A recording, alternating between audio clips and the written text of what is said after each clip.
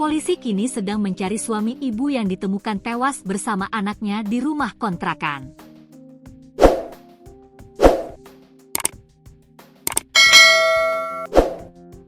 Sebab si suami korban menghilang sejak penemuan jasad ibu dan anak di Kabupaten Rejang Lebong, Provinsi Bengkulu.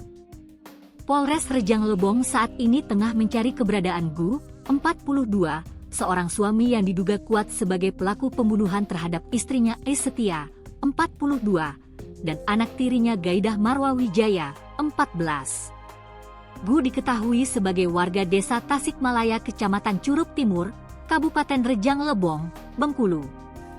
Kedua korban diduga dihabisi terduga pelaku menggunakan senjata tajam.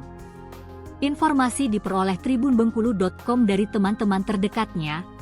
Korban sejak akhir-akhir ini sering bercerita dan curhat terkait permasalahan rumah tangganya.